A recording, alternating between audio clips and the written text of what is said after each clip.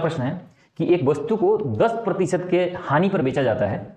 यदि कीमत को 5 रुपया घटा दिया जाए और विक्रय मूल्य को 8 रुपया बढ़ा दिया जाए तो प्रॉफिट 10% होता है। तो बताइए कि ओरिजिनल आर्टिकल का मूल्य क्या था, यानी वास्तविक प्राइस इस वस्तु का क्या था, ये आपको बतानी है। दोस्तों ये क्वेश्चन है कि 10% लॉस पर बेचता है। इसका मतलब क्या है, थोड़ा सा इसमें अप्रोच थोड़ा सा अलग लेंगे। 10% की फ्रैक्शन वैल्यू क्या होती है, मैं छोटा कर देता हूं क्वेश्चन को थोड़ा सा ताकि आपके लिए आसान हो जाए। 10% का फ्रैक्शन वैल्यू क्या होता है, 1/10। अब 1/10 का मतलब है कि यदि 10 का सामान है और 10% लॉस पर बेच रहा है तो इसका मतलब कि यदि CP मैं 10 मान लो तो 1 रुपया लॉस में बेचेगा तो सेलिंग प्राइस हो जाएगा 9। अब देखिए क्योंकि यहाँ बढ़ाने और घटाने वाला मामला है इसलिए इसको रुपये में लेने से बात नहीं बनेगी। इसको 10 रुपये मान लो, इसको 9 रुपये मान लो, क्योंकि परसेंटेज का मामला नहीं है। तो परसेंटेज नहीं, लास्ट में ये पूछा हुआ है कि ओरिजिनल प्राइस क्या है, आपको एक्चुअल कीमत बतानी है। तो इस कंडीशन के प्रश्न में आपको सिर्फ x जोड़ लेना है दोनों तरफ कि भाई आपके कॉस्ट प्राइस 10x है और सेलिंग प्राइस 9x है। या ये भी मान लेते हैं कि कॉस्ट प्राइस 100x है और सेलिंग प्राइस 90x है, क्योंकि 10% कम होगा तो 90x आएगा। लेकिन मैंने इतनी बड़ी फिगर लेने से कोई फायदा नहीं है, छोटा ही फिगर ले लेते हैं। अब आगे बढ़ते हैं।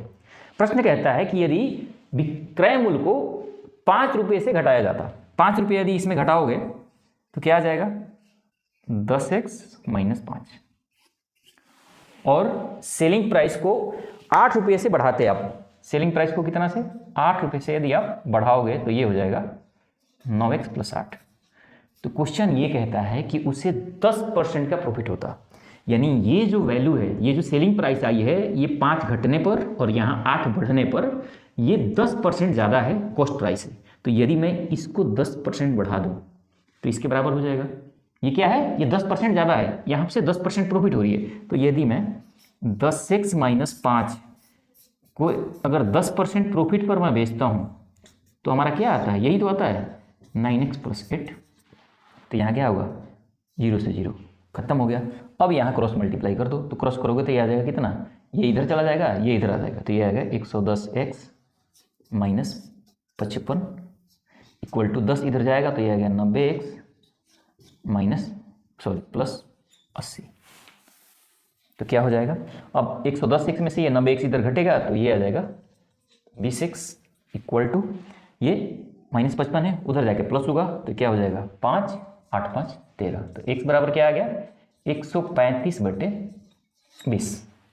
अब 5 अब छोटा करना चाहते हो छोटा कर लो, 5 चौके 20, 5 से करोगे तो 5 × 10 5 7 35, यानी ये आ गया 27/4। यानी x की वैल्यू क्या आ गई, 27/4।